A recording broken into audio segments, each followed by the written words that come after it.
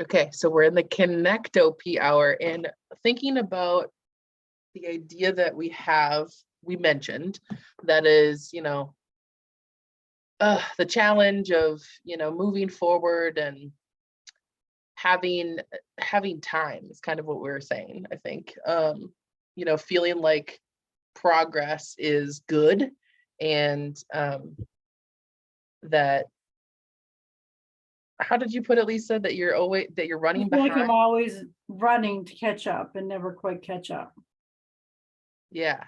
Yeah, always running to catch up and not quite there. So falling short comes to mind, like falling short with our time, or like the effort of like I just getting. feel guilty when I sit down and just veg for watch TV or whatever. I feel guilty, like I should be doing this, and the other thing, and I just need some downtime sometimes, Yeah, we all definitely need the downtimes to reset, I think.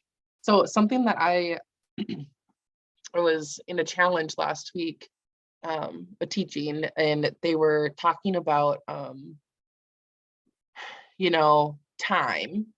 Mhm. And oh no, I was in a podcast that I listened to. Um, but they were talking about time, and how when we say like we don't have enough time for something, really what we can practice always is working on our mindset, right? Because time's going to keep going. I'm just moving around, just trying to see if I can find my notes really quick to say what I want to, but it's on the top of my brain, but my words might not be there. But the idea of time, right? We say that we don't have enough time for a lot of things, and it's really about us understanding that we decide and we tell ourselves like how we run our time. So really it's about the intent that we put behind the time that we have, because we all have the same 24 hours in a day, Mhm. but we choose different things to focus on, to work towards, and to make progress on. So the idea that we don't have enough time is one of those mindset shifts that we get to practice, to talk about what is our priorities, because we have this time. So what are we doing when we're prioritizing? So for instance, right, like when we want to watch one of our shows and we just want to Mhm. like decompress, and however you want to do that. But like when we're not doing that, what is the purpose and intent we're putting behind the things that we do feel guilty about not doing while we take care of ourselves? Does that make sense? Mhm. I just feel like I overcommit, like I sign up for all these trainings and stuff that are interesting to me, and then I never kind of get to them. And it's just, Mm, I need to find a method that I kind of make room for everything. But I would have signed up if I wasn't interested. yeah. Are the things that you're signing up for in your evening, like downtime, are they generally in that time frame? And then you just decide like, I need my self-care time instead of my personal Well, I growth just time? signed up for a month-long Silva method thing that someone in another group I'm doing it, and I think that'll benefit me in the long run. But I'm just hoping, and I'm planning on making enough time in my day to follow along and do it, so I can really get the benefit out of that. But most of the things I sign up for, like self-paced training programs, like I did a chakra and energy clearing, and that was just really interesting to me. And Yeah. Was that a live training, oh, or it was was it virtual, self-paced. self-paced? Okay. Yeah. So mine is like, I get, I'm on YouTube looking at motivation and inspirational videos every day. And Really? so I get ads that pop up in my YouTube channel that are all around trainings, speaking, and live event training. And you know what? I think it was just last night it popped up when I was listening to some inspiration, that this training popped up about how to, it's $1 million blueprint of training of how to, have a successful live event. And I was like, well, I'm all in with live events. So this is definitely something that's in alignment for me to show up for. and my intention, is in alignment with it, because I know that's one of the things that I'm focusing on is that live event, whether it's virtual or in person. Mhm. It's about training and being there live to give people something while we're in live time. So, I made the decision that I was going to go to that event, and I did that this morning. I went to the live event, and she talked about how important it is to be on live calls, and like having those trainings live versus like Mhm. doing the replays. Mhm.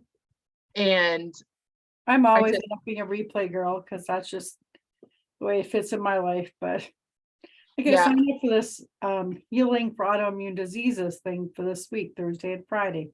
I'm not mm, gonna be able to watch it because it's during my work day, but I can do the replay. right, right.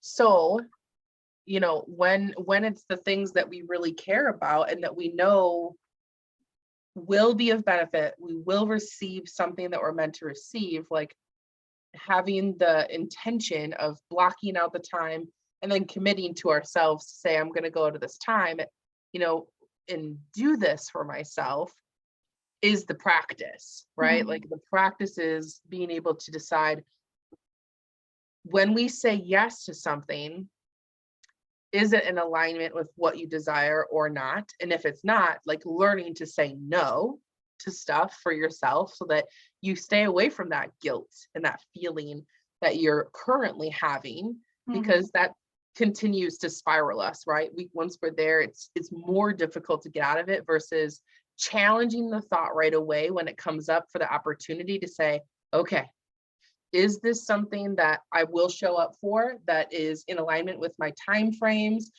Can I, intentionally block time for it so that I get committed? Maybe you find a buddy to help you, show up for the things, right? Like that's why this co-working space is here, is really to have the extra support and accountability by being more accountable to only yourself, because it's easy to say, "Oop, I want to do something else."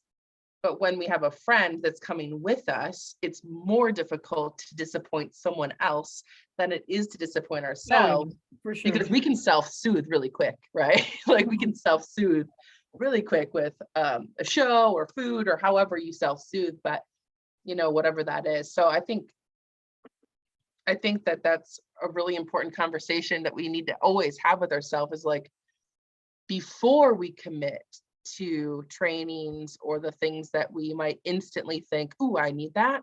This is something that I've been practicing to know, like, okay, but why do I think I need that right now? Do I have the time and bandwidth for actually implementing and taking Mhm. action even after I learn it? Because we can watch videos all day. I'm recovering from that. Like I'm recovering from buying all the courses and doing all the Mhm. things and learning to take um, chunks of what I want to learn that's in alignment and then bringing it into action immediately. So I think Makes I sense. I think that yeah, it makes sense. I mean, it's easier said than done, right, Lisa? It's easier said It than is done. much easier said than done because I am very much interested in all things holistic and I have a tendency to jump into everything and Yep. Yep.